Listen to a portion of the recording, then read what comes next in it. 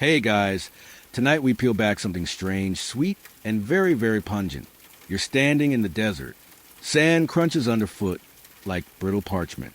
The stars above the Nile Valley shimmer like scattered gemstones, and a breeze carries the earthy scent of clay, sweat, and something sharper.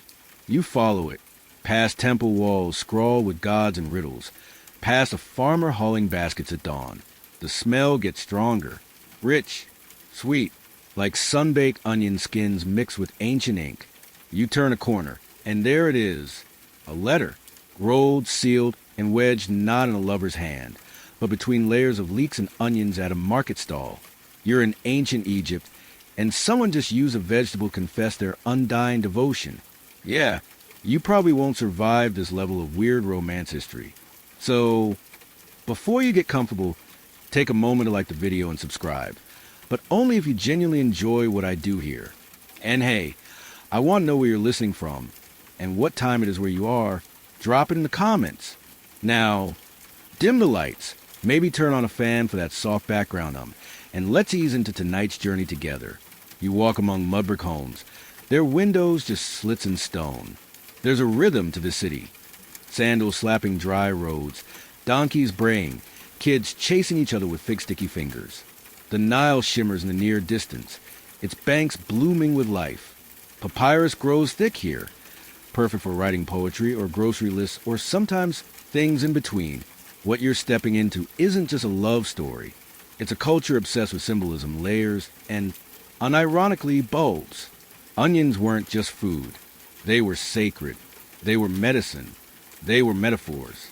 And, occasionally, they were paperweights for our unspoken passion. Picture a young scribe, hunched over his scroll. He's carving words in ink made from soot and resin. His wrist aches, but his heart, it's fluttering. He's just seen a girl at the temple, eyes like coal-lined almonds, voice like honey over warm flatbread. He doesn't dare speak to her, of course. She's the daughter of a mid-tier priest. He's more the Count's jars of barley kind of guy. So what does he do? He wraps an onion in linen, ties it with twine, slips the note inside. He leaves at the offering table, hoping the temple guard assumes it's for Hathor, the goddess of love, and not a secret tryst. It's genius, or absurd, or both. But it wasn't just shy romantics using onions to whisper secrets. The very air of ancient Egypt was thick with aroma and meaning.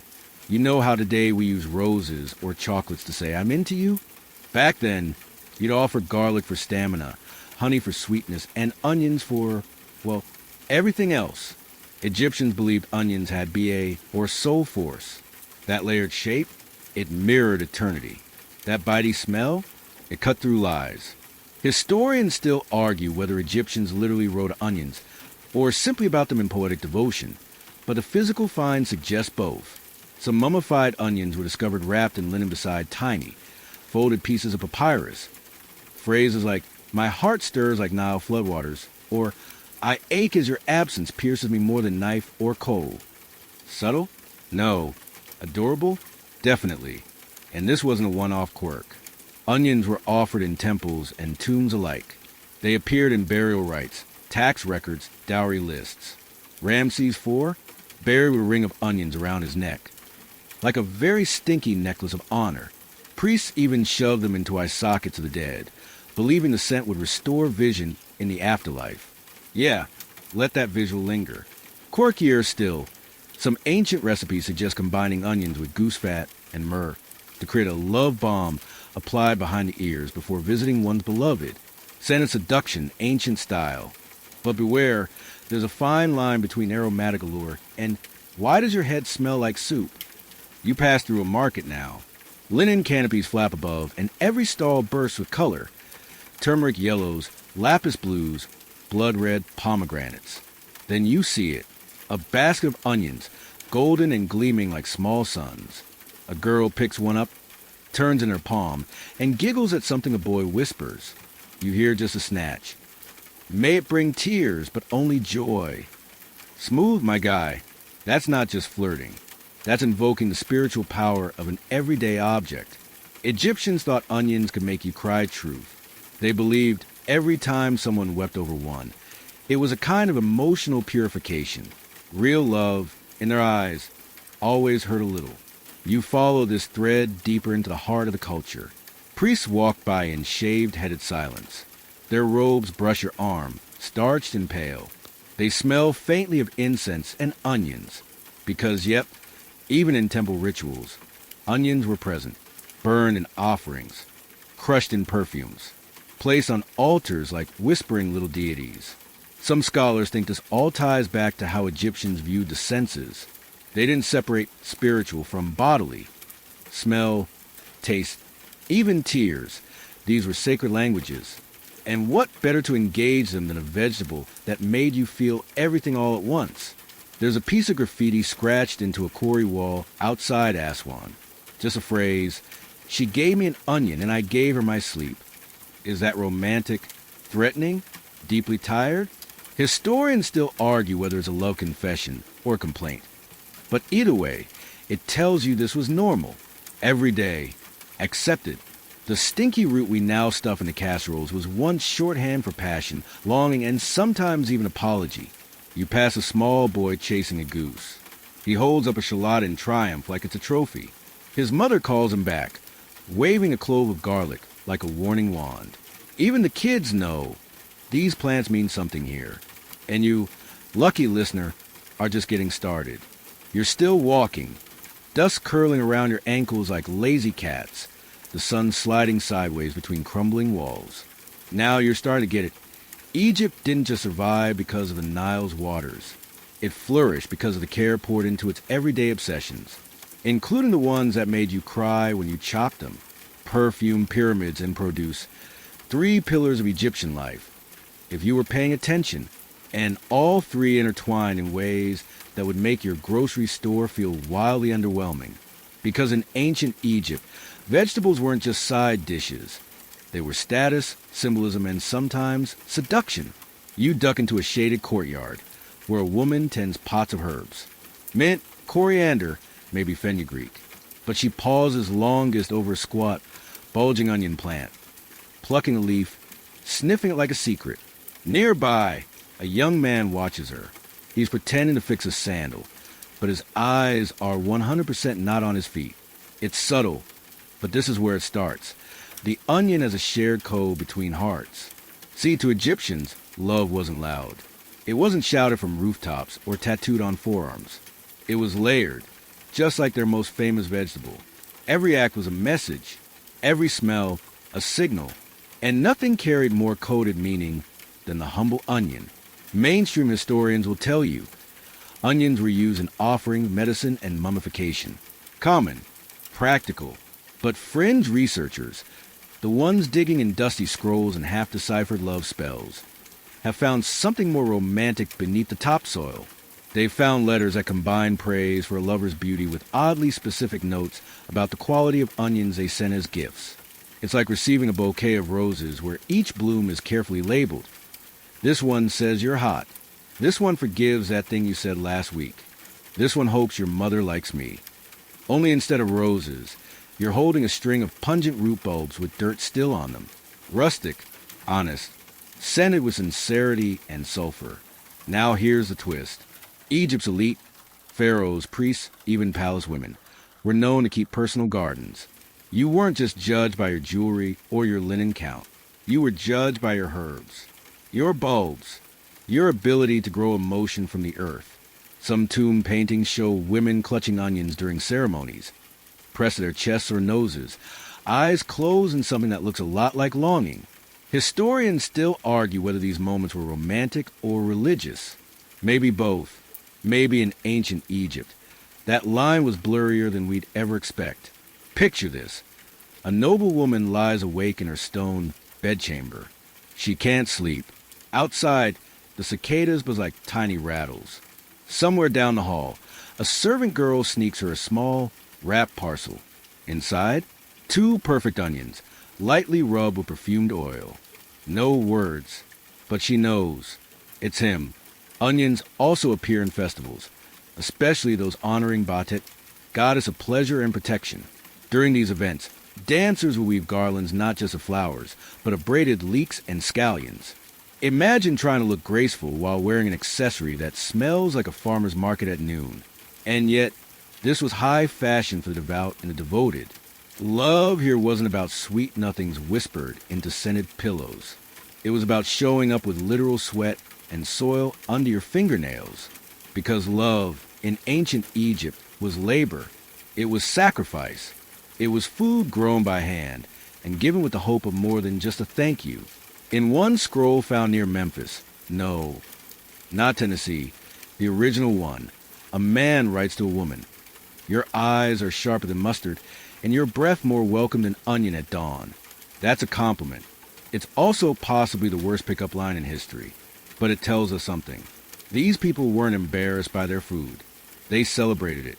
Egyptians believed in dual meanings. A pomegranate wasn't just fruit, it was fertility. A lotus wasn't just a flower, it was rebirth. And an onion, well, that little bulb was a love note you could plant, pickle, and present to a goddess or your crush. They even painted onions onto tomb walls. In one famously preserved grave at Saqqara, the deceased is shown receiving onions from his wife, while grinning ear to ear. Scholars debate whether this was a memorial feast, a symbolic offering, or just, well, love. That flavor of love that endures across eternity and tastes a little sharp. You turn a corner and find a scribal school. Boys squat on reed mats, muttering poetry under their breath while scratching phrases onto flakes of limestone. One boy giggles. His friend elbows him, whispering, "Just write her the poem. Put an onion with it. She'll understand." He nods. He starts a new line. Maybe it'll go something like, "Your gaze peels me open layer by layer." Not bad for someone who hasn't hit puberty yet. Oh, and here's a fun one. Ancient physicians used onions to treat everything from fevers to heartbreak. Yep, lovesick teens were sometimes given onion-based tonics to soothe their yearning. Doesn't exactly scream romantic getaway. But hey, it's cheaper than therapy. Of course, there were risks. Not everyone appreciated a fragrant token of affection. One poorly translated court document involves a young man being accused of unseemly product placement after leaving onions in a rival's sandals. Was it a prank? A love triangle gone sour? Historians still argue whether this was a joke, a curse, or a deeply misguided bouquet. Still, you can't deny it. Ancient Egyptians used everything at their disposal to express their feelings. Ink, linen, oil, and onions. Their lives were shaped by labor and longing. Their nights scented by the same thing that might be on your pizza right now. And honestly, that's kind of beautiful. You continue along the sun-baked road, but something has shifted. The air is heavier now, not just with heat, but with reverence. You wander from the bustling neighborhoods of sweet nothings and onion-scented flirtation into somewhere deeper, sacred. Somewhere onions didn't just whisper secrets between lovers, but spoke loudly to the gods. Here's where things get wild. Ancient Egypt wasn't just a place of monumental pyramids and immortal pharaohs. It was a full-blown onion fan club, and not in the nice on sandwiches kind of way. In the let's treat this vegetable like divine royalty kind of way, which, when you think about it, really raises the stakes for making onion dip. In tombs, in temples, and even in royal coronations, onions held a privileged seat. This little bulb had a divine resume. According to records, they symbolize eternal life, their circular layers mimicking the endless nature of existence. Each ring a lifetime, each layer a veil between worlds. You don't just slice an onion, you peel through existence. There's even evidence that priests considered onions so sacred, they weren't allowed to consume them during certain rituals, which feels like the ancient Egyptian version of, "Sorry, I can't eat that, I'm manifesting." And honestly, respect. Let's pause here to appreciate the full dramatic flair. In one tomb, possibly belonging to a high-ranking noble, the deceased was buried with a small basket of onions tucked under each arm. Historians still argue whether this was protection ritual, a symbolic gift for the afterlife, or just some serious grocery prep. But what's clear is this. Onions were believed to hold power beyond the plate. And not just any power. Divine breath. That's right. The Egyptians believed the strong scent of an onion could stimulate the senses of a dead soul. They place onions near the nostrils of mummies. Yes, literally, to wake them in the afterlife. So next time you cry while chopping onions, consider an ancient seance. There's a quirky tidbit here that scholars both love and side-eye. A few texts suggest onions were placed not just near the dead, but in them, as in inserted into bodily openings.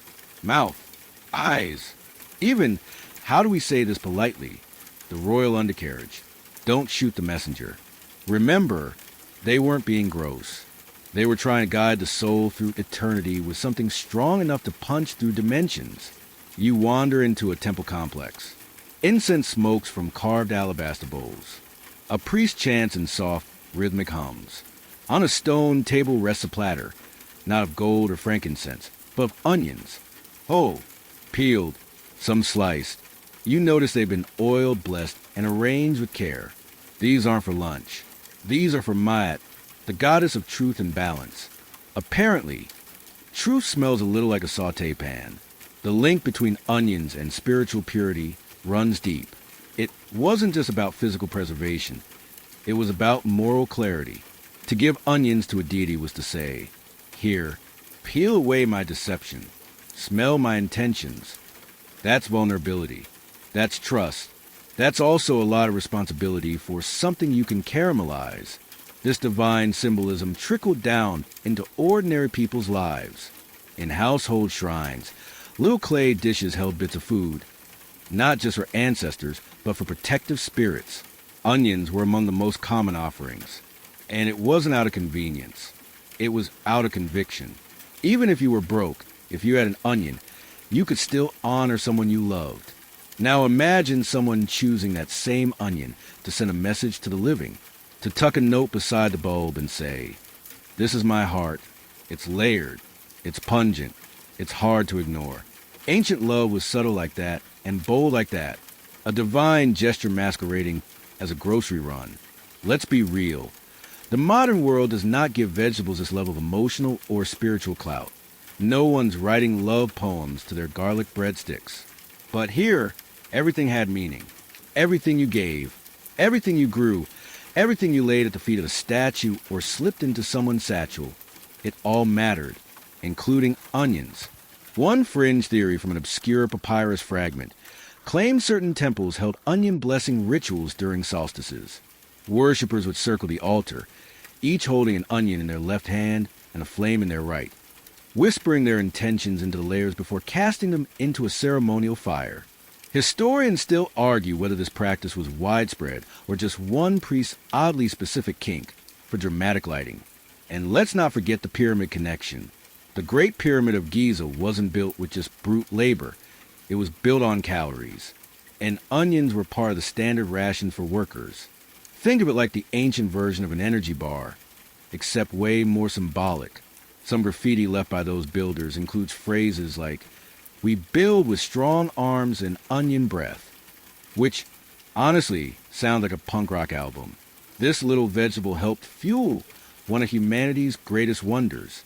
And yet, in the hush of twilight, when lovers whispered secrets or lit candles for ancestors, it still found its way into acts of tenderness, a message, a metaphor, a soft stench of sentiment. So you start to understand why someone might sit down and write, my love, I send you this onion not to sting your eyes, but to remind you how alive you make me feel. It's weird. It's beautiful. It's very, very Egyptian. And as you leave the temple, the priest nods. You don't say anything, but the scent that lingers on your skin, that's more than enough. The sun lowers behind the temples now, casting long golden beams across the riverbanks. Shadows stretch like sleepy cats across stone. You walk past palm trees swaying in slow rhythm, and the breeze is laced once again with a warm tang of onion. But this time it's not divine. It's deeply, hopelessly romantic. Love, letters, and literal layers. Welcome to the more poetic side of onion devotion. The side where scribes leaned over their papyrus scrolls, hearts thudding like temple drums, and spilled not just ink but feeling. Forget Valentine's cards and emoji texts. In ancient Egypt, if you loved someone deeply, painfully, you wrapped your truth in metaphor. And a lot of those metaphors were edible. You pass by a low wall, part of a noble's garden, and spot a young couple huddled in the shade. The boy holds something behind his back. It's not flowers. It's not jewelry. He offers her an onion, neatly tied with linen, a strip of folded papyrus pressed under the twine. She sniffs it. She laughs. And then she pockets it. You just watched an ancient text message get delivered via root vegetable. Don't laugh. Egyptians were serious about their poetry. They considered it an art form, part of a long tradition of storytelling that blurred the line between history and emotion. Some of the earliest known love poems in the world come from the banks of the Nile, etched into broken pottery, and tucked between lines of scribal exercises. And they're so extra. One, possibly written by a girl in service to a noble household, includes lines like, "My love is in the fields like an onion, rich, round, and impossible to forget. I peel him with my thoughts. I taste him in my dreams." That's a lot, but you can't deny the commitment. Of course, not every metaphor made sense to modern ears. Another poem refers to someone's body as firm as a fennel stalk and sweet as spring onions by the river. That's either flirtation or a recipe.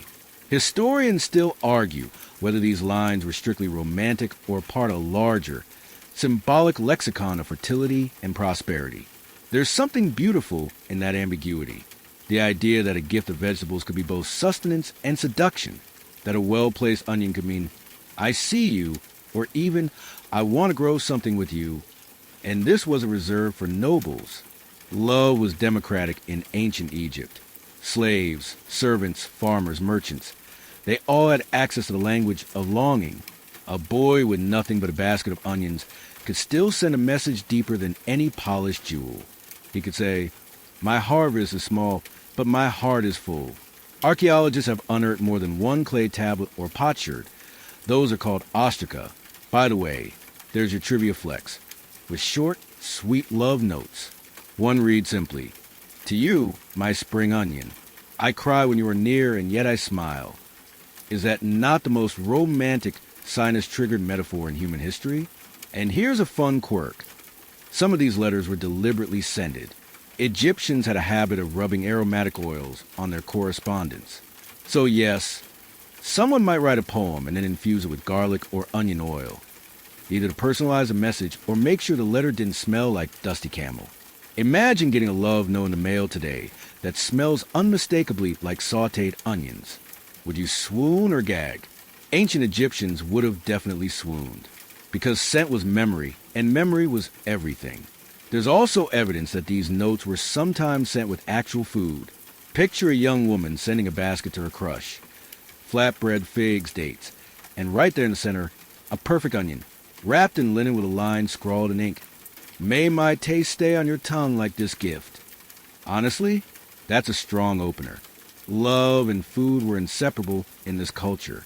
They dined to celebrate unions. They buried their dead with favorite dishes. They even had flirtatious cooking rituals, where peeling an onion in front of someone was low-key suggestive. Some steamy stares over a soup pot? Oh yes, that was a thing. You stop at a small garden where an old man is sorting shallots. He catches you watching and chuckles, handing you one. It's warm from the sun, light in your palm. "For your heart," he says with a wink. Is it just an onion? Maybe. Is it also a blessing? Most definitely. Ancient Egyptian culture embraced this duality. Objects could mean more than they seemed. A bowl wasn't just a bowl. It might represent the womb. A cat wasn't just a pet. It was divine protection. And an onion wasn't just a vegetable. It was everything from prayer to pickup line. And then there were the songs. Yep, Egyptians sang about love, and onions popped up there too. One preserved lyric from the New Kingdom era, around 3,000 years ago, goes, "Come to me, sweet one, like the garden after flood. Bring me your laughter and the smell of your kitchen. Bring me your onions, your hands, your eyes. I will weep and be glad." The mix of daily life and emotional intensity is stunning. No castles or dragons, just food, scent, longing, and a garden that blooms in tandem with your feelings. But here's the kicker. Many of these letters and poems were anonymous and signed, sometimes even unfinished. Like someone wrote a few lines, folded them up, and never sent them. They'd placed them on household shrines or slipped them under stones in garden corners, letting the Nile wind carry the rest. Historians still argue whether these were meant for specific people or simply cathartic offerings to the gods of love and longing. But one thing is clear. Onions weren't just metaphors. They were messengers. You turn toward the river now, where papyrus rustles in thick clumps. In the reeds, you spot something wedged between stalks, a scrap of old linen tied around an object. You reach for it gently. It's another onion, cracked with time, faded and fragile, but still holding the scent of a heart that once spoke through layers. The river hums beside you, its surface flickering with twilight gold. Reeds rustle like whispers, and frogs chirp somewhere in the shallows. You hold that weathered little onion in your hands, still wrapped in a faded scrap of linen. No visible ink remains, but you can feel it. The weight of meaning, the echo of a message never meant to survive this long. A love letter without a recipient. Or maybe one still waiting to be read. You start to see the bigger picture now. In ancient Egypt, love wasn't a grand speech or a shout from rooftops. It was a quiet act, a gift left on a doorstep, a scent carried in fabric, a vegetable tucked into a shrine or a laundry basket. When words weren't enough or couldn't be said aloud, onions spoke instead. So let's talk about the moments when language failed and layers had to say it all. Imagine being in love with someone forbidden, not just inconvenient, like your parents don't approve, but dangerous. Maybe they're promised to someone else. Maybe they're of a different caste. Maybe they serve the temple, and to love them is to break divine law. You can't risk a scroll. You can't risk being seen talking, but you can deliver a message without words. That's when the onion becomes a perfect accomplice.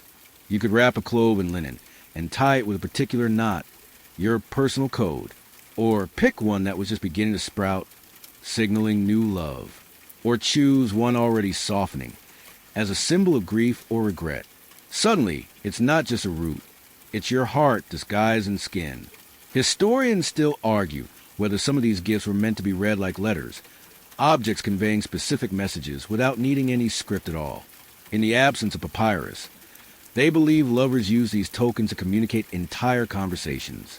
One researcher refers to them as scented glyphs of emotion, which is poetic and a little pretentious. But let's roll with it, because really, ancient Egyptian love was performative, not performative in the modern Instagram kind of way. Performative in that every gesture meant something. Every ingredient in a meal, every herb in a bath, every vegetable placed in a hand. It all mattered. So if someone offered you an onion, they weren't just giving you a snack. They were peeling back a layer of themselves. Some love letters discovered in burial caches even reference these gifts in past tense.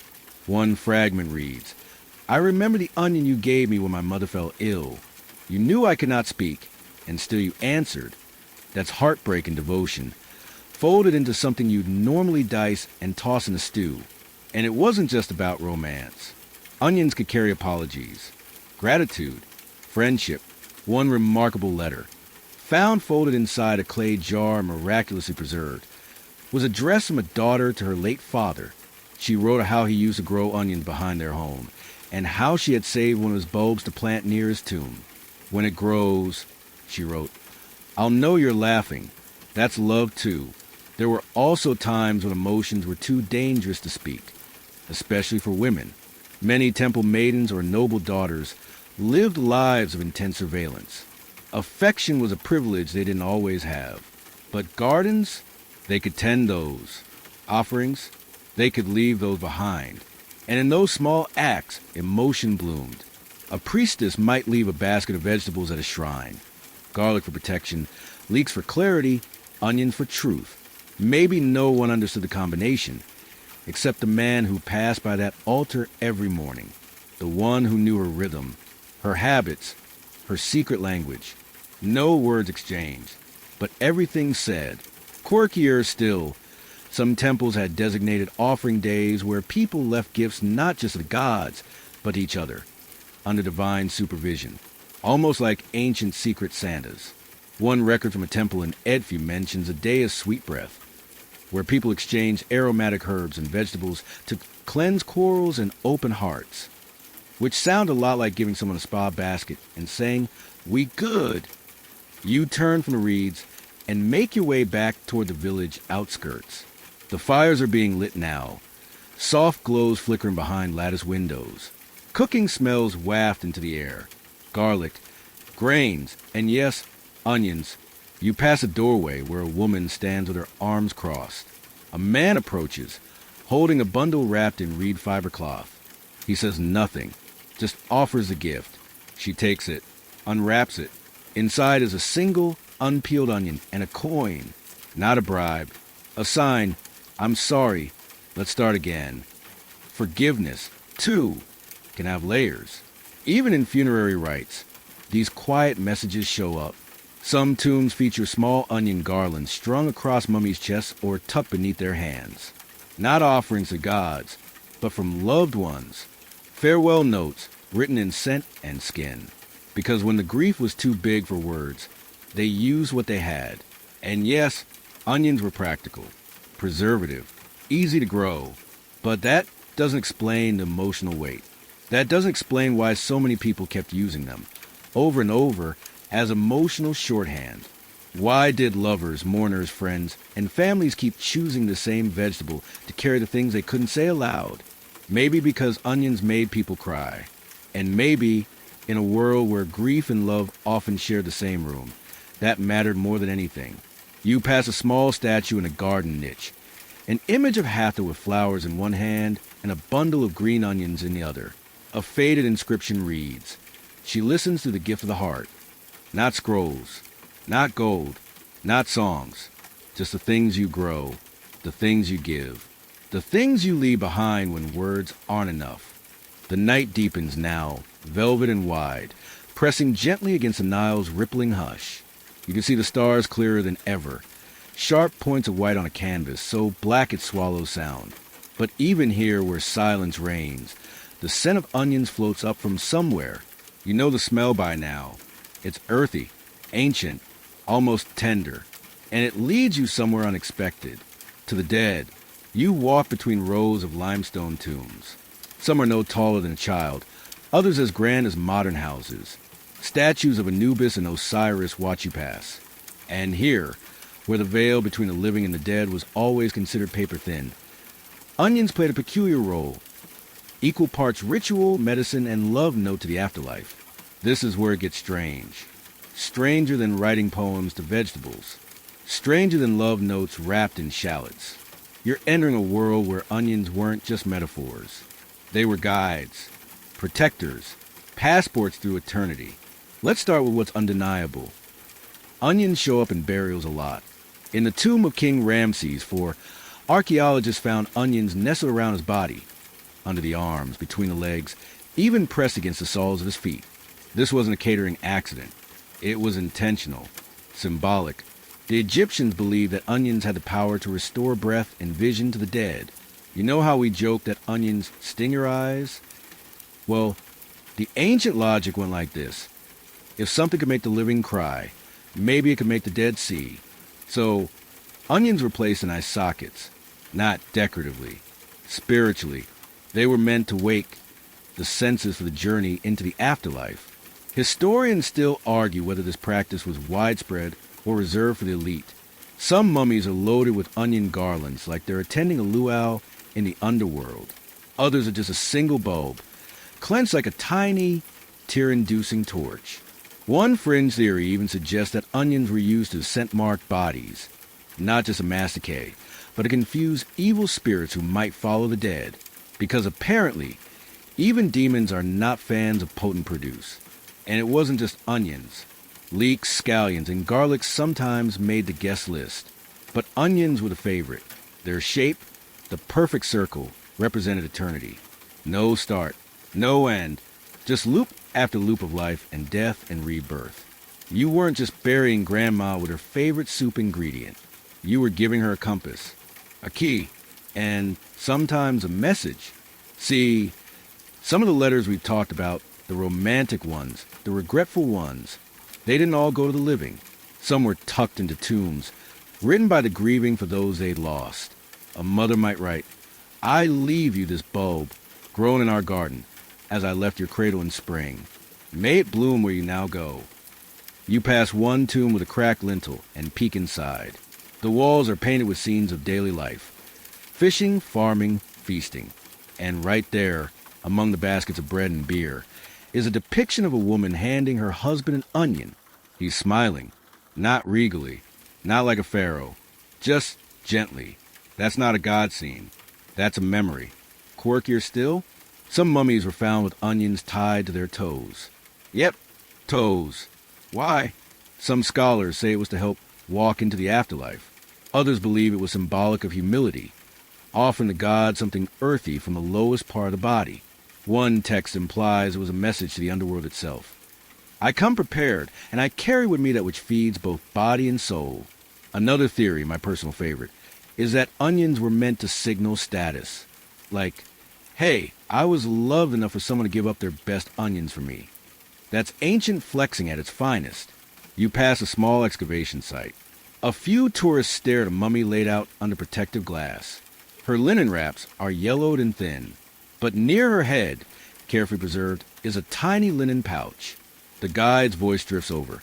Inside, we found an onion and a scrap of papyrus, possibly a poem.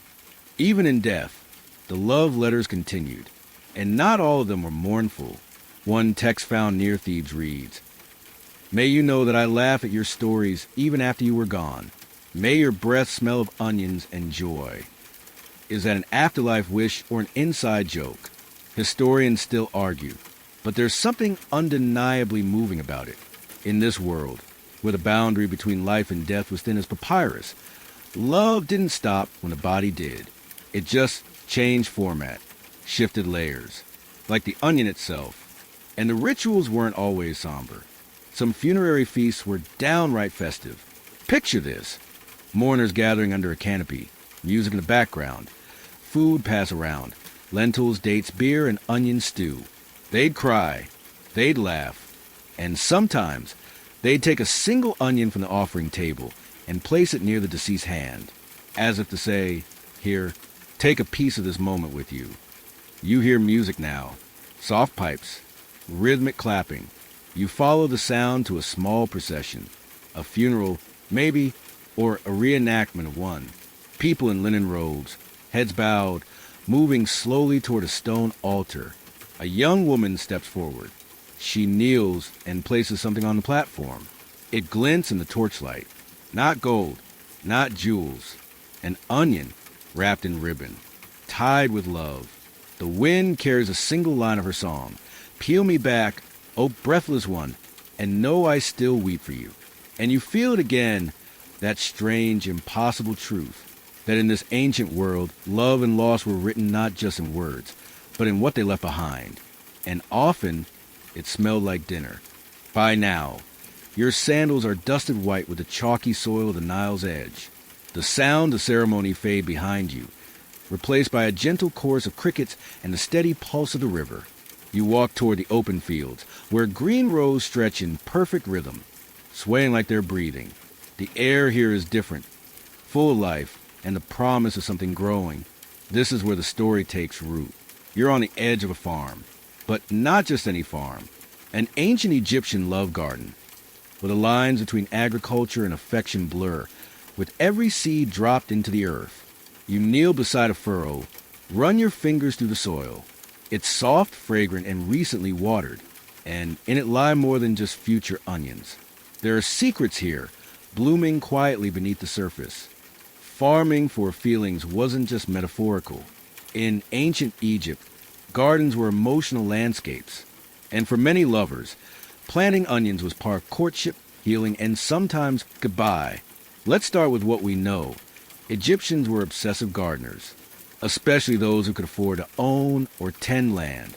Near every household, even the humblest, you find a strip of soil carved out for vegetables, herbs, and fruit. It wasn't just for food. It was a way of connecting to the gods, the seasons, and each other. And onions, they were favorites. Easy to grow, even in poor soil. Fast to sprout. Visibly layered. Symbolically loaded. that made them perfect candidates for agricultural flirting. Picture this: a young woman planting onions in her courtyard. She could choose where and when she sowed them. She might leave a message beneath the topsoil, something scrawled on a scrap of cloth or a broken ostrakhan. Then she'd invite someone she liked to help her harvest. It seems innocent, but in this world, "Come help me dig up my onions" was basically a pickup line. One scribe's letter found near Fayum recounts a moment like this. She asked me to lift the soil with her, and I found a letter she had hidden there. Her onions grew straight and proud, as does my heart. Subtle? Not exactly. Effective? Absolutely. Historians still argue whether this practice of letter planting was widespread or more of a poetic embellishment passed around among lovesick writers and temple teens. But a few archaeological discoveries, messages buried in pots beneath former gardens, hint at a tradition that straddled romance and ritual. It wasn't just about communication, either. Onions were thought to absorb emotion. That's why they were used in mourning, yes, but also in love. The idea was that as they grew, they held on to your hopes, your intentions, maybe even your scent. And when you gave one to someone else, you weren't just offering a vegetable. You were offering time, care, and the literal fruits of your feelings. It's kind of like giving someone a playlist, but crunchy. There's a beautifully quirky story recorded on a tomb wall from the 18th dynasty. A noblewoman and her husband are shown gardening side by side. The scene isn't grand. No gold, no chariots, just two people, crouched in the dirt, planting onions. The caption? "Together we grew our laughter and our food." Now that is couple goals. And you better believe some of those garden gestures got spicy. Some lovers grew onions in hidden shapes, planting them in heart patterns or spelling out initials with sprouting bulbs. You needed a lot of patience for this kind of flirting. But then again, waiting was part of the thrill. Watching something grow was its own kind of longing. There's one preserved poem that goes, "I watched your onions rise from the earth like my dreams, each day taller, each day closer to your door." Come on, that's swoon-worthy. But not all love gardens had happy endings. Sometimes people planted onions for someone who never showed up, or they buried letters beneath stalks that wilted in the sun. One particularly sad ostrakhan reads, "The soil cracked. The bulb did not bloom. He never came." Oof. Still, Egyptians didn't shy away from heartbreak. They believed it was sacred, too. That planting, even in sorrow, was a way of anchoring grief to something real, something earthy. You loved, you lost, you planted, and the ground remembered. There's a more mysterious aspect here, too. Some private garden plots were thought to be aligned with celestial rhythms. Planting onions under specific star signs or moon phases was supposed to boost the emotional resonance of the crop. So yes, ancient Egyptian lovers may have actually consulted star charts before confessing their feelings via root vegetable. Mercury's in retrograde. Best hold off on that scallion bouquet. And get this, at certain temples, people could rent garden plots near sacred pools.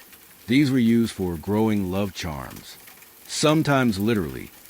Onions infused with oils or blessed bulbs that had been prayed over by a priestess. Think of it as a spiritual version of sending someone a crystal-infused water bottle, but with more dirt and slightly more chance of summoning a crocodile. Some fringe theorists even suggest that onions grown on sacred ground were believed to absorb divine energy. Giving someone one of those was serious business. That was like saying, "Here, take a piece of the gods, and also, I'm deeply into you." You rise from the furrow and brush your hands off on your linen wrap. The night is still soft around you, but the garden feels alive, buzzing with quiet possibility. Nearby, a young man steps into view, holding a basket. Inside, fresh onions, still streaked with earth. He sets one down on a stone ledge, a second, a third. Then he reaches into the soil and unearths something, a tiny scroll, wrapped in twine. He doesn't read it right away. He holds it to his chest first, like it's warm from the sun, or maybe from the heart of whoever planted it. And you realize this isn't a love story about sweeping gestures or perfect timing. It's a story about growing something slow and tender and real, one layer at a time. The breeze has turned cool now, trailing over the open farmland and slipping around the corners of low mud brick homes. You follow the scent again, always the scent, toward a shaded courtyard where a brazier glows faintly and someone somewhere is cooking. The air pulses with something sweet and sharp. Roasted leeks, maybe, fried garlic, and at the center of it all, that unmistakable tang. Onions. You're about to learn why ancient Egyptians didn't just taste their emotions, they smelled them. Tonight's tale is all about olfactory obsession. To modern noses, the idea of onion breath doesn't exactly scream romantic hero. In fact, it screams the opposite, something closer to, please pass the breath mints before you ruin this date. But back then, the rules were different. Way different. In ancient Egypt, onion breath wasn't something to hide. It was something to flaunt. You enter the courtyard and see a woman grinding herbs into a clay bowl. Beside her, a pile of spring onions, sliced and shimmering with oil. She dips her fingers in, dabs it behind her ears like perfume. And that's not weird here. That's flirty. See, for Egyptians, scent was power. It was status. It was identity. You were known by your smell long before anyone remembered your name. In love. This made scent the ultimate currency. And while they adored perfumed oils made from myrrh, lotus, and cinnamon, they also had a particular fondness for the raw, mouth-filling aroma of onions, especially among the lower classes, where fancy perfumes were out of reach. People learned to wear their emotions in scent form. Want to show someone you're serious? You don't just send a scroll. You show up smelling like you just ran through a leek festival. Passion, in this world, was meant to be noticed. One preserved love letter, written on a flake of pottery, opens with a line, "Your scent still clings to my lips like garden spice. I know the taste of your promise." Historians still argue whether this was metaphor or literal commentary on the couple's last date. But either way, it's got bite. And yes, kissing was a thing. Kissing someone who'd just eaten a fat wedge of raw onion? Even more so. Because to them, that wasn't offensive. That was intimate. It was proof that you weren't hiding. That you were real, unfiltered, tear-inducing, maybe. But isn't that kind of the point? Let's not forget, onions were considered cleansing. Not just for the body, but the spirit. Smelling strongly of onion might have actually meant you were honest, raw, pure, emotionally available, like a walking metaphor wrapped in linen. There's even fringe research that suggests certain couples cultivated a shared scent, like wearing matching perfumes. Only it was more edible. They'd eat the same foods, rub the same onion-based oil behind their ears, and basically become a two-person olfactory love bomb. Sweet, slightly disturbing. Welcome to ancient intimacy. And it wasn't just lovers. Friends, too, sometimes bonded through scent. One record from a marketplace lists a transaction where a woman trades not gold or grain, but one jar of onion oil for the scent of her companion. A symbolic gesture? A literal body swap? Historians still argue. Meanwhile, over in the temples, scent played an equally sacred role. Priests would purify themselves with special oils, some of which included pressed onion juice, before conducting rituals. So imagine associating that smell not with awkward first dates, but with divine power, with spiritual ecstasy, with transformation. In fact, temple maidens would sometimes place small bundles of scented herbs and vegetables, including onions, in their robes to attract favor from the gods, or from that one dreamy priest in training, who always swept the steps just a little too dramatically. There's a quirky record of one such girl, a servant at the Temple of Ammonius, who wrote in her journal, "He turned when I passed, and I knew it was a leeks. Tomorrow I will try shallots." That's the ancient equivalent of switching up your cologne to get someone's attention. And don't overlook the public displays. At festivals, it was common for lovers or hopeful lovers to wear garlands not just of flowers, but of aromatic plants. Some even chewed onions before dancing, so the heat of their breath would mix with the night air and, hopefully, ensnare the object of their affection. Ancient breath work, but make it spicy. One steel from Memphis depicts a couple reclining at a feast. Their clinking cups, surrounded by musicians. The caption underneath reads, "He sang of her eyes, and she gave him her breath in return." Romantic? Totally. Slightly unappetizing? Only to us. There's even a recorded insult/flirt in a private letter between two scribes. Your mouth is as strong as your love. Neither can be ignored. Oof. That's either a complaint or a compliment, depending on context. Historians still argue. And yes, not everyone was charmed. Some people hated the smell. There are scrolls, whiny, glorious scrolls, where people complain about their neighbor's unholy onion stench. One local official filed a grievance about a man who bathed in garlic oil and ruined the temple procession. Love it or hate it, scent had power. It demanded attention. But in a culture where emotion wasn't always spoken aloud, where social classes dictated who you could touch, and where scrolls could be burned or lost, your scent lingered. It followed someone through a marketplace. It crept into their robes. It stayed. So maybe that's why, for lovers especially, onions mattered so much. Not just for what they said, but for what they left behind. You stand now in the center of the courtyard. The woman grinding her herbs looks up at you. She smiles, presses a tiny pot of onion-infused oil into your hand. It's warm from the fire. She says nothing. She doesn't have to. Later, you'll catch the scent on your skin and remember this moment. Not the words, but the feeling. Because love, here, is not always written. Sometimes it's smelled. By now, you're starting to notice that love in ancient Egypt was rarely a straight line. It wound around corners, hid in gardens, whispered in the scent of dinner, and wrapped itself in the folds of ritual and food. But sometimes, it got messy, spicy, complicated. Tonight, we slip into the delicious chaos of love triangles and temple drama, where onions weren't just messengers of affection, but weapons of seduction. And yes, sometimes jealousy had a root vegetable too. Welcome to the chapter of leek envy. You wander into a small village plaza, half lit by swaying oil lamps. The marketplace is shutting down, and stallkeepers are counting coins and packing baskets. But not all of them. At the far end, two men are mid-argument. Voices low, tense, and vaguely vegetable-related. You catch just a snatch. She gave you the scallions? She said mine were withered.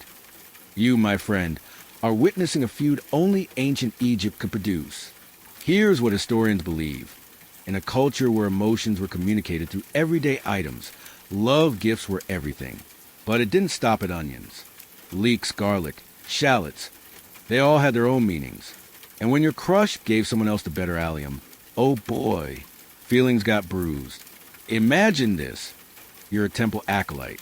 You've spent weeks tending to a special patch of onions. Planting, watering, adding just the right amount of camel dung for fertilizer. You're hoping to offer the choicest bulb to your beloved during the Festival of Hathor. You even write a note. You're proud. You're vulnerable. And then you find out they've already gifted their best leeks to someone else. Not just leeks. Leeks tied with red ribbon. Yeah, in Egyptian courtship culture, that was basically a marriage proposal. This wasn't rare either. Letters survive where lovers complain, in great poetic detail, about who received which produce. One aggrieved scribe writes, "You told me your garden bore nothing, yet I saw him eat your fennel. Am I a fool, or are you alive with green thumbs?" Ouch! Leeks, in particular, were seen as aphrodisiacal. Priests ranked them just behind honey and wine on the spicy love food scale. Garlic was seen as passion. Onions? Truth. But leeks? They were the fire starters. The bold choice. That meant if you gifted someone leeks, you weren't just saying, "I like you." You were saying, "I'm willing to ruin other people's lives about this." And oh, the drama. In the Temple of Sobuk. Yes, the crocodile god. There's a mural depicting a love triangle that played out among the temple staff. 3 figures. A priestess holding a leek garland, a scribe with arms crossed, and a gardener kneeling with a broken basket. The scene is labeled The Day of Bitter Harvest. It sounds like a soap opera, but it's 3,000 years old. Peak content. Scholars still argue whether this was a literal event or an allegorical warning. Either way, it tells you one thing. Giving the wrong allium to the wrong person could lead to very awkward in rehearsals. Quirky side note. Some temples even had rules about this. According to an obscure passage from a high priest ledger, junior acolytes were forbidden from exchanging edible charms without permission. That's right, you needed clearance to give someone a leek if you were part clergy. Love, but make it bureaucratic. And if you were outside the temple, still dangerous. One preserved court document, seriously. Details a love feud between two farmers who accuse each other of onion theft with intent to deceive. Apparently, one man gifted a prize onion to a woman they both fancied. Only it wasn't his onion. It was stolen. The judge ordered the bulb returned. To whom? Not the woman. To the original owner. Because, as the document notes, only truth may be given as love. That's either deeply philosophical or the weirdest small claims case in history. This kind of emotional vegetable warfare reached its peak during festivals, when gift-giving got extra competitive. Lovers would parade their offerings through streets. And yes, people watched, judged, whispered. She gave him the wine onions? Look how many scallions he got. Show off. He's wearing 2-leek garlands? Ugh. Typical.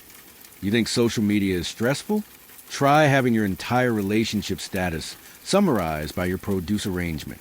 But not all of it was petty. There were real emotions behind these gestures. If someone gave away the onions you grew for them, that hurt. If someone offered you garlic oil, then gifted someone else the same jar, that wasn't just bad manners. That was betrayal. You walk now toward a quiet alley, where a couple sits on a low stone bench.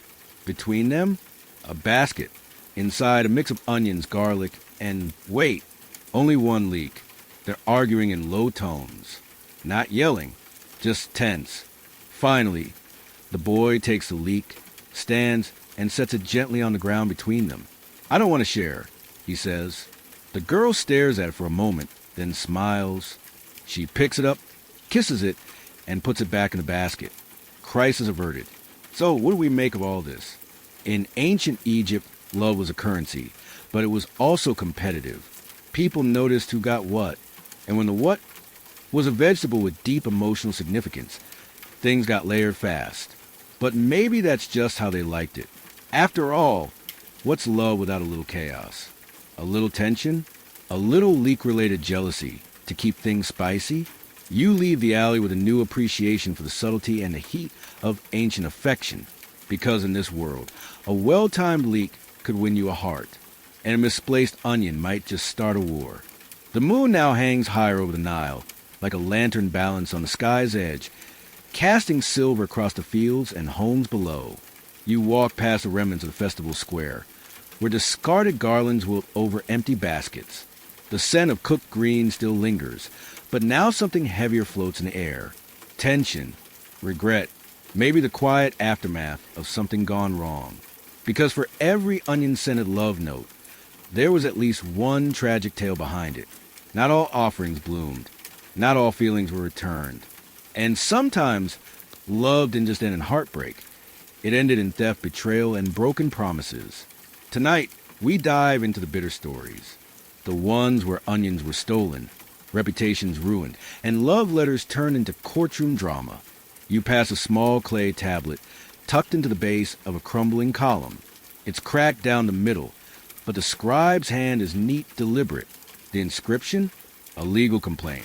One farmer accusing another of taking onions intended for the Lady Hennet with the purpose of false affection. Translation: he stole my onion love gift and gave it to my girl. Yes, folks, we've entered the world of stolen onions and broken hearts. This wasn't just gossip material. In ancient Egypt, gift-giving had real legal and emotional weight. When you gave someone an object, especially one with symbolic or emotional meaning, it wasn't just an exchange of goods. It was a contract, a sign of intent, sometimes even an informal betrothal. So if someone intercepted, reused, or re-gifted a symbolic item like an onion, especially one that had been blessed, you were messing with more than produce. You were violating a cultural ritual, and the law took it seriously. Historians have unearthed records from small village courts where people were tried, not for stealing food out of hunger, but for swiping romantic gifts to win affection dishonestly. One case from the town of Deir el Medina details a young man who sneaked into his brother's storehouse, stole a dozen spring onions a brother had grown for his betrothed, and presented them to the same woman. To make it worse, he tied them with her favorite ribbon. The trial note states, the woman refused the gift. The mother demanded the return of the onions. The accused wept. That's drama. That's betrayal. That's good television. 3,000 years before television existed. But not every theft was so clear-cut. Some were subtler, whispered, strategic. Imagine you're in love with someone already promised to another. You know they're expecting a symbolic offering. Maybe a garland of onions for the New Year festival. You intercept it, replace it, or hide it entirely. Suddenly, someone seems to have forgotten a promise, forgotten you, and feelings unravel. A love letter discovered near the city of Edfu reads, I waited at the doorway. You came with empty hands. I smelled no oil. I saw no gift. Was I mistaken? Or did someone steal the proof of your heart? Historians still argue whether this was literal theft or just emotional neglect, but either way, it hurt. There's a quirky case involving two women, both working in a noble's household, who allegedly competed for the affection of the same temple guard. One gifted him pickled onions, sealed in a ceramic jar. The other, jealous, is believed to have unsealed the jar, eaten the contents, and left a different note inside. She feeds you salt. I would feed you honey. No arrests were made, but the insult? Legendary. It wasn't always romantic theft. Sometimes, love fell apart after the fact. And when it did, the question of who got to keep the onions became more than symbolic. One legal document from the town of Lyon includes a dispute between a man and his former lover over vegetables of emotional importance. Among the items listed were 1 jar of spring onion paste, 2 bundles of red onions tied with blue thread, a note that read, For you I bloom. The court ruled in favor of the woman because she provided evidence, his handwriting still faint on the linen. It turns out papyrus fades faster than cloth. There's something deeply human about it, isn't there? We all understand the heartbreak of seeing someone else receive what was meant for us, or of gifts returned with silence, or worse, of watching someone rewrap your love and hand it to another. In one temple archive, a scroll recounts a particularly devastating moment. A woman burned the onions a suitor gave her when she learned he'd promised another his name. Let the gods smell my fury, she said, and the priest carried the scent into ritual as warning. That's rage with flair. But not every story ends with fire. Some end with nothing. Silence. In one preserved letter, a man writes, I sent you bulbs wrapped in palm, with oil pressed from our garden. You sent nothing back. I fear you have planted me where no harvest will come. That line still hits. And it reminds you of something. Onions rot if ignored. Their layers collapse. Their scent turns bitter, which, if you think about it, makes them the perfect emblem for unrequited love. You turn a corner and see an old woman sitting outside her home, surrounded by baskets of vegetables. She gestures to one, a large, perfect onion, then shakes her head and mutters, He never came back for it. She's not angry, not even sad, just matter of fact. Some gifts never reach their destination. Some messages go unread, but still they wait. Because in this world, even broken hearts leave a fragrance behind. The night is calm again, the drama of stolen onions and broken promises trailing off like smoke into the warm darkness. You find yourself walking along a narrow path between 2 quiet homes. The stars are brighter now, painting streaks of silver across the Nile's rippling surface. There's no wind, just the soft creak of wooden doors and the distant sound of a lullaby humming from somewhere inside a house. And now, we return to something gentler, softer, sweeter, because while some onions carried heartbreak and deception, others carried something far more tender, hope. They weren't always dramatic or scandalous.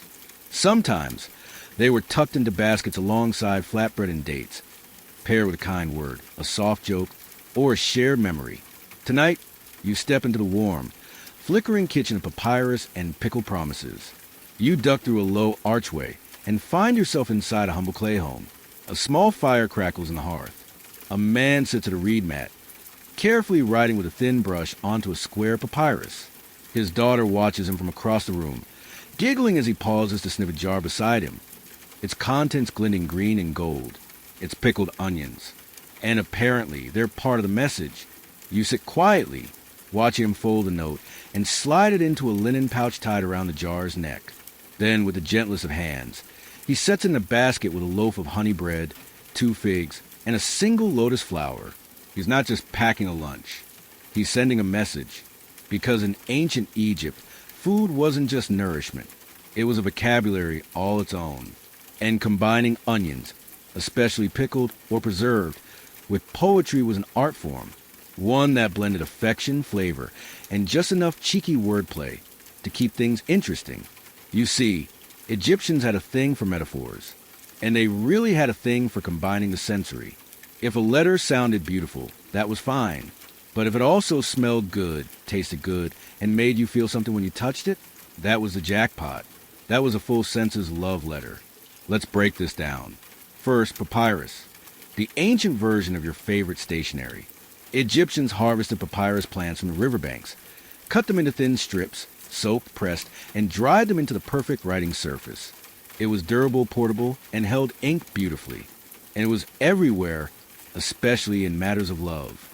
Many of the love letters we've talked about, written right here on thin, sun-brown sheets, and folded like secret treasures.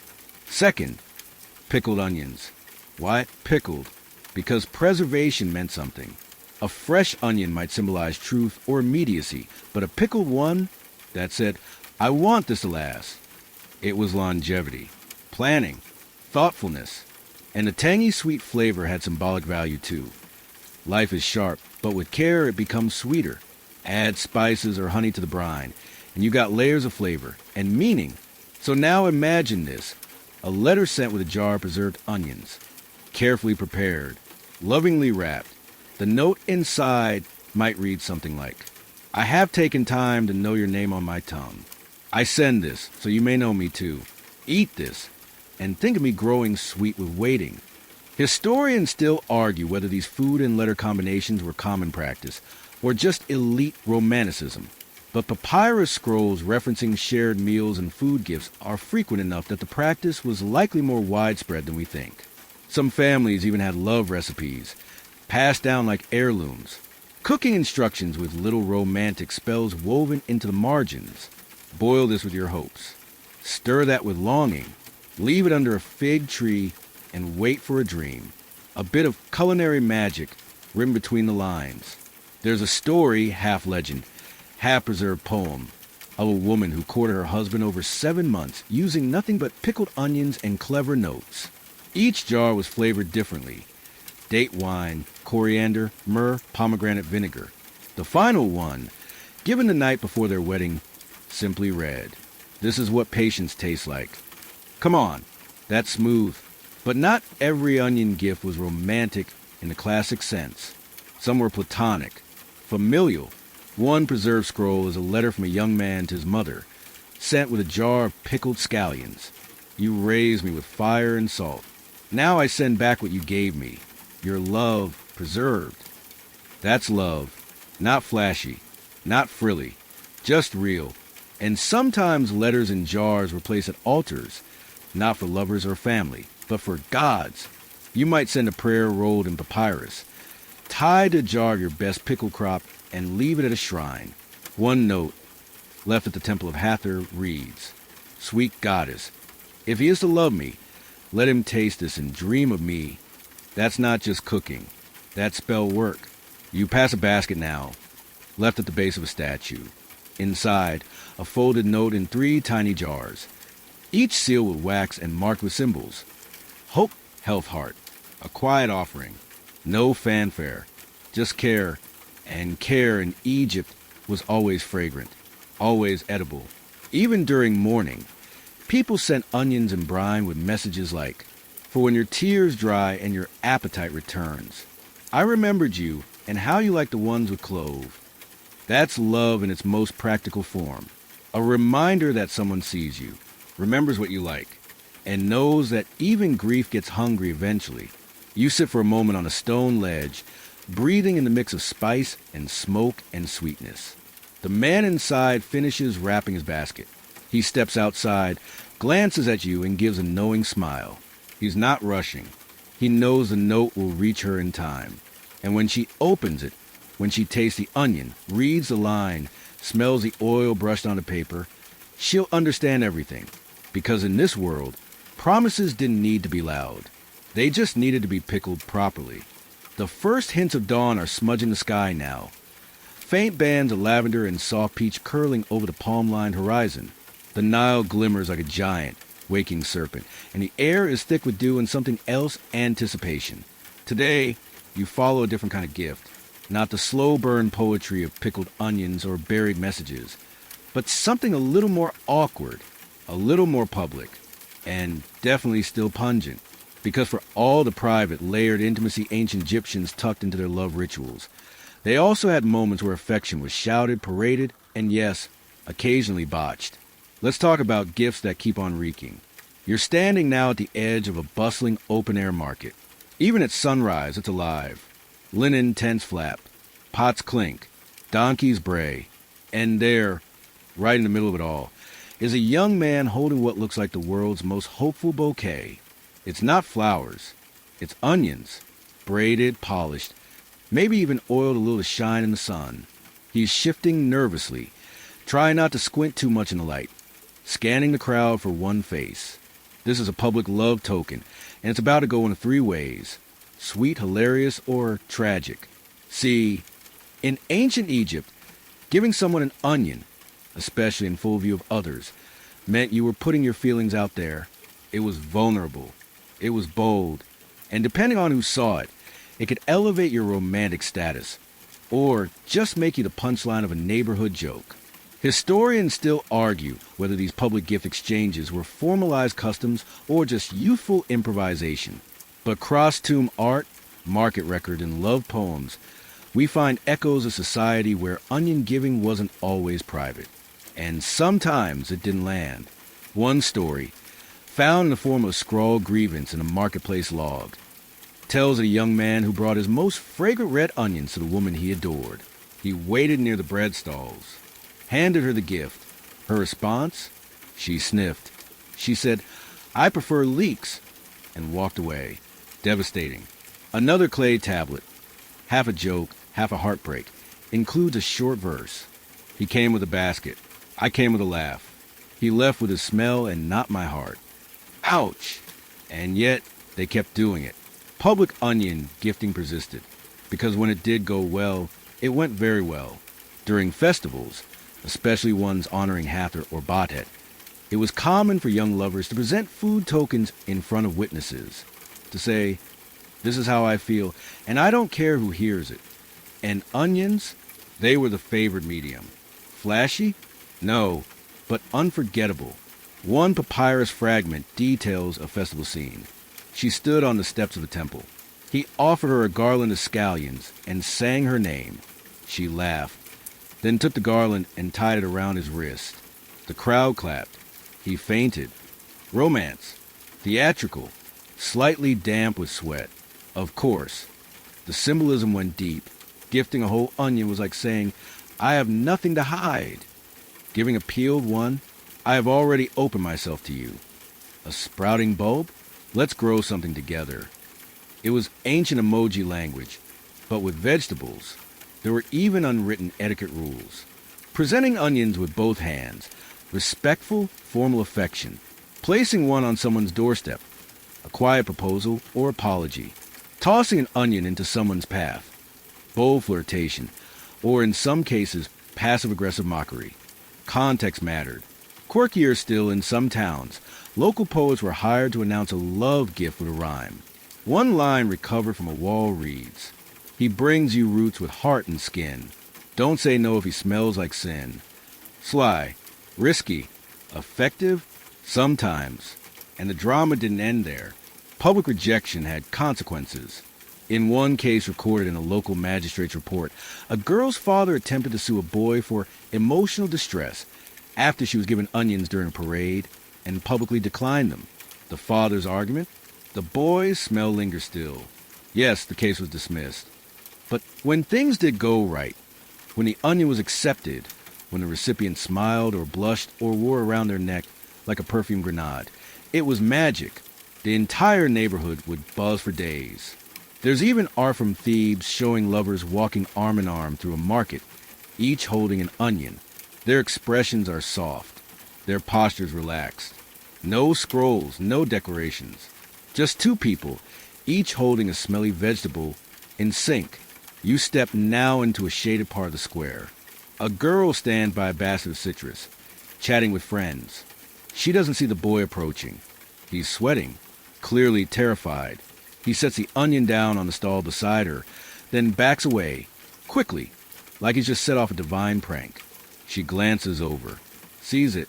She doesn't pick it up, but she doesn't throw it away either. Instead, she nudges it closer to her, just a little. And somewhere behind you, an old man watching grins and mutters, "That's a yes." Because even if she never says a word, she knows, and he knows, that in this place, gestures matter. And gestures that reek, they're remembered. So maybe the next time someone offers you something strange, something smelly, something handmade, something deeply sincere, you'll pause before you wrinkle your nose. Because sometimes love doesn't arrive in roses. Sometimes it smells like the inside of a soup pot, and it still means everything. The morning light is full now, curling through palm fronds and casting gold across the rising village rooftops. The Nile is wide and calm, a silver ribbon stretching toward the temples in the distance. You follow a worn footpath up a small hill where a single fig tree stands, its branches thick with shade and stories. This is where you meet her, the priestess, the one who knew which onions to plant and when, the one who smelled like spiced oil and river reeds, the one who could matchmake with nothing more than a look and a well-timed vegetable. Her name? Mostly lost to history, but the records remember her reputation. Welcome to the tale of the priestess and the produce aisle. You reach the top of the hill, where a small shrine sits, half covered in creeping vine. A faded carving shows a woman holding a basket in one hand and a scroll in the other. Beside her, clearly, deliberately, an onion, not a goddess, not a queen, just someone with a gift for turning food into fate. The locals called her she who gathers love. And according to the scattered temple fragments and gossipy scrolls she left behind, she was either a brilliant mystic or just incredibly nosy with a flair for onions. Let's piece her story together. She lived in Thebes, probably around the 19th dynasty, a time of grand monuments and equally grand romantic entanglements. She wasn't royal, not even high-ranking, just a temple priestess, one of many women who served the goddess Hathor, offering prayers, tending gardens, and, if the rumors are true, playing matchmaker to half the city. Her secret weapon? Not moonlight, not prophecy, onions. Here's how it worked. The temple hosted weekly offerings. Worshippers came to present food, oils, and prayers to Hathor. But this priestess, let's call her Mary at a guess, but a fitting one, watched what else they brought, what they left behind. A young man might place a basket at the altar with 2 onions, both tied in red linen.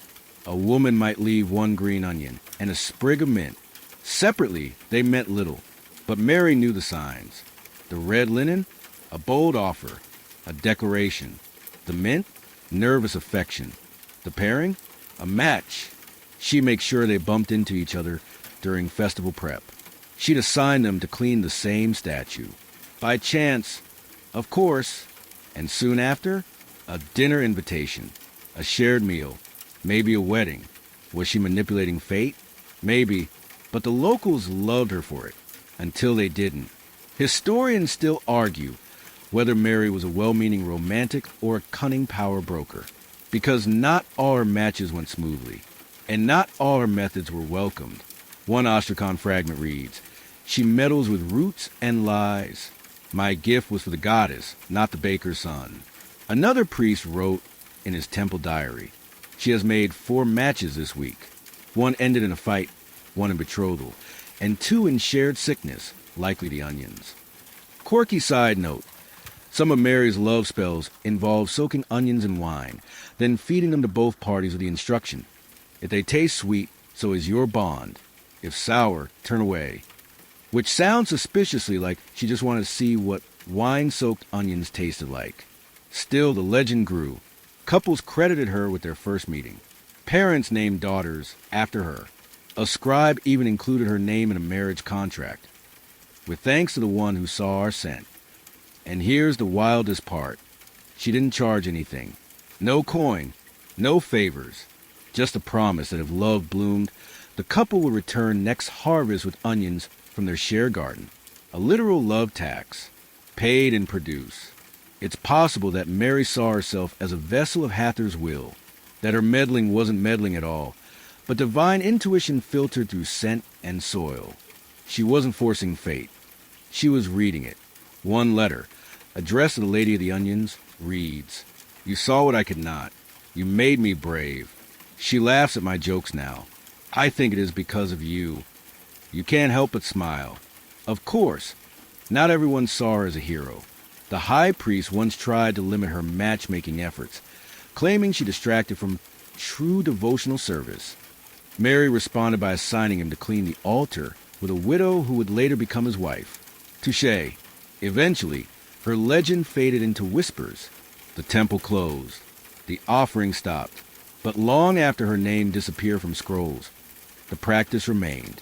People left onions at shrines, wrote their hopes on scraps of cloth, and trusted the layers to do the talking.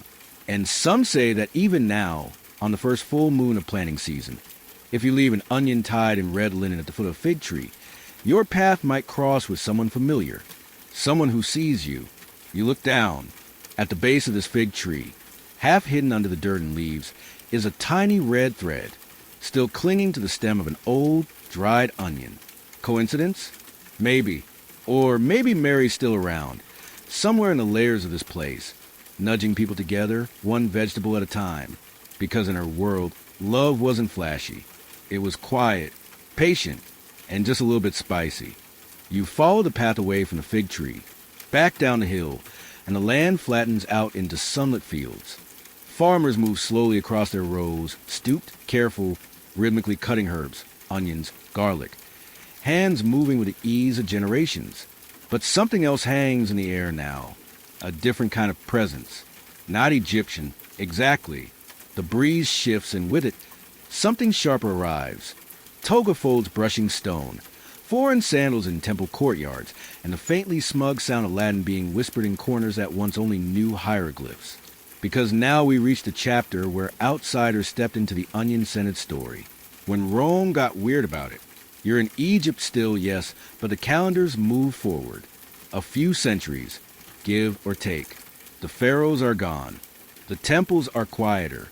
And new rulers, Greeks first, then Romans, have arrived with their scrolls, coins, and a whole lot of opinions about how things should be. Spoiler, they were not fans of romantic onions. Here's the thing. When Rome took control of Egypt in 30 BC, they didn't just take the land. They took its rituals, too. Or at least they tried to. At first, the Romans were intrigued. They saw the ceremonies, the offerings, the onion-laced festivals, and thought, huh, quirky. Let's write about it in a scroll and pretend we invented it. Classic. But as Roman rule tightened, things got complicated. See, Romans had their own ideas about love, order, and what counted as civilized. And handing someone a garlic bulb dipped in honey with a flirty wink, that didn't quite match their marble-columned aesthetic. So they did what conquerors often do. They started editing the culture. They didn't ban onions outright, too essential to daily food, but they started mocking them. Philosophers like Pliny the Elder, you can almost hear the eye roll of his voice, wrote with disdain about Eastern customs that romanticized pungent vegetables. One Roman poet even described Egyptian love rituals as sweaty affairs best left to farmers and fools. Rude. And slowly, these public gifts, the garlands, the scent tokens, the edible love notes, started to vanish, or at least go underground. Historians still argue whether Roman suppression was aggressive censorship or just cultural snobbery, but one thing's clear. Egypt's deep onion-scented intimacy suddenly smelled inconvenient to its new rulers. There's a preserved letter from a Roman governor in Alexandria that literally instructs local magistrates to discourage unsanctioned temple rituals involving food giving between unbetrothed persons. which, in less bureaucratic language, basically means stop giving each other onions in public. It's weird. But you know what Egyptians did? They got petty. They resisted, not with swords, but with sass. Temple records from the 1st century CE show a sharp rise in anonymous offerings. Bundles left at shrines with no names, no scrolls. Just onions, left dramatically in the shape of hearts, or spellwork spirals, or, in one excellent case, arranged into a word that roughly translates as, yours still. Even better, some started leaving decoy offerings. They'd leave one onion at the temple entrance for the Roman guards to see, and another, better one hidden inside the inner sanctum, sometimes with a hidden note tucked beneath, like a romantic smuggling operation. One fringe theory suggests that young Egyptian couples started using coded recipes to communicate love. A stew might mean I miss you. A fried dish? I'm watching. Raw onions with vinegar? Be careful. They're listening. Quirky? Yes, but very on brand. There's also evidence of love letters written in Greek and Demotic side by side. A romantic bilingual rebellion. A typical one might read, you are the scent that lingers even when I forget to breathe. Then below it in Greek, tell your Roman friends I'm eating more fennel now. Petty kings and queens. Meanwhile, the Romans tried to introduce their own romantic customs. Roses, wine, sculpture-heavy seduction. But Egyptians weren't impressed. Why whisper sweet nothings in marble gardens when you could leave someone a spring onion wrapped in cloth and know they'd cry happy tears when they found it? You pass a stone bench now, and etched into its surface is a faint graffiti, just two things side by side, an onion and a heart. No names, no dates, just symbols, still resisting, still speaking. And though the rituals faded over time, loss of pressure, politics, and changing tastes, the story survived. In fact, one Roman woman living in Alexandria reportedly adopted the tradition herself. She wrote to her sister, the Egyptian boy leaves me onions again. I told him I'm a lady of Rome. But last night I smelled his gift and thought, perhaps, just once, I will be Egyptian. Some things sent longing symbolism. Ref used to be colonized. And that's the thing. Egypt didn't lose its heart when Rome arrived. It hid it, protected it, wrapped it in linen, packed it in a jar, wrote a few choice lines in the margins of an inventory scroll, and hoped someone like you would one day find it. Because no empire, not even one built of stone and law, can erase a love that smells like onions and says, without shame, here I am, all my layers. You breathe in now. The scent is softer, fainter, but still here, still lingering. The sky is golden now, like the gods poured warm oil over the world. Morning heat presses against your back as you cross through a patch of reeds, headed toward a cluster of half-buried ruins. They rise in the sand like bones. Curved walls, broken columns, a few statues weathered down to stubs. Time has eaten the edges, but not the story. Because here, in these crumbled remains, is where archaeologists found the final proof. The last laugh, the last layer. The last layer peels away. You crouch beside a stone doorway. It's half collapsed, sealed with dust and silence. But years ago, a team of diggers uncovered something curious just beneath this very threshold. A mummified onion, wrapped in fine linen, sealed in a ceramic pot, and nestled next to a folded piece of papyrus. Not a grocery stash, not temple tribute, a love letter. It wasn't addressed to a pharaoh, a god, or even a noble. It was signed only with a simple phrase, to the one who knew me best. That's the moment the story shifted. The discovery that whispered, yes, this wasn't just ritual. It wasn't a one-time poetic metaphor. People, real people, wrote onions. Or at least, they wrote through them. Historians still debate the function of this little relic. Some say it was a symbolic gift. Others argue it was part of a funerary rite. But the language of the letter is unmistakably personal. It speaks of longing, of memory, of scent. It reads, I left this for you in the ground we tended. You spoke to me without sound. You knew my hands. My laugh. If you return, may this guide you to me. That's not prayer. That's not politics. That's love wrapped in a bulb. And it wasn't alone. Since then, a handful of similar finds have been uncovered, always near domestic sites, always paired with notes. Sometimes the letters are full of aching longing. Sometimes they're cheerful, even flirty. One read, "Your voice is in the crunch, your smile in the sharpness." Another said, "You gave me this, and I wept, so I planted it. Now we are three. Three. You, me, and the onion. Quirky? Of course, but heartbreakingly human. And the clues go even deeper. Tiny fragments of painted pottery show scenes once dismissed as mundane. A woman handing a man a bundle of onions. A child placing one on a window ledge. A boy holding an onion to his chest while gazing at the stars. They weren't just eating them. They were sharing them, trusting them, preserving feelings in a form that couldn't be spoken aloud. Feelings wrapped, preserved, buried, and centuries later, found again. You step deeper into the ruins now, and the wind picks up slightly. It moves across the sand like breath, brushing the edge of a stone basin near your feet. Inside, more fragments. Bits of reed, twine, a piece of cloth, and there, a sliver of papyrus, brittle as old bark, too faded to read. But it was here. Someone put it here. Someone once knelt at this very spot and left a message, not in marble, not in gold, but in the most humble, everyday language they had. A vegetable, a scent, a line of ink, a hope. It's easy to romanticize the past, to turn every fragment into poetry, every scratch into sonnet. But these aren't grand gestures. These are small ones, repeated, sincere, personal.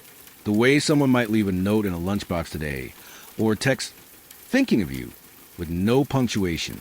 Simple, unremarkable, except, of course, that it lasted 3,000 years. And that's the twist, the joke, the miracle.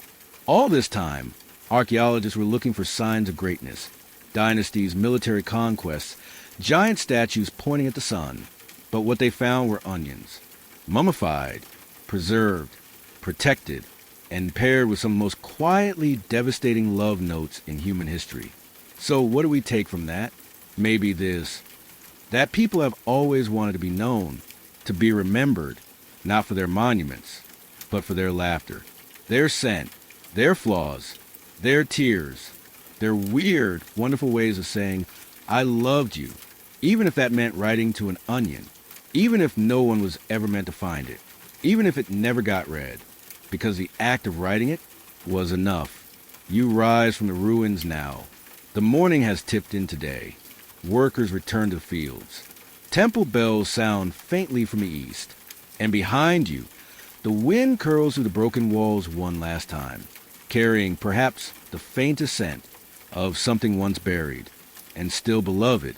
The sun is high now, stretching its golden fingers across fields and rooftops, touching the worn stone of tombs and temples alike. Everything feels slower, softer, as though the world itself is exhaling. And you wander through stories tucked between layers. You walk through gardens where emotions were planted, passed through kitchens where longing simmered, stood in temples where onions were holy, and read letters never meant to last. But somehow, still here, you've seen how love doesn't always shout. Sometimes it just lingers, in the folds of linen, in the tang of scent, in a scribbled line left in a basket of vegetables. What remains, long after dynasties fall and names are forgotten, is the humanity, the small, stubborn, beautiful ways people try to say, "I feel something for you." So as you settle into sleep tonight, picture that quiet onion, wrapped in cloth, set down with care, and know that someone, somewhere, poured their heart into it. Not for glory, not for history, just for love. Let your breath slow. Let your thoughts quiet. Let the last scent of the Nile fade into the softest shadow. You're safe now. You're known. You're held gently in the arms of a story far older than memory. Sleep, dear one, and dream of gardens that still grow,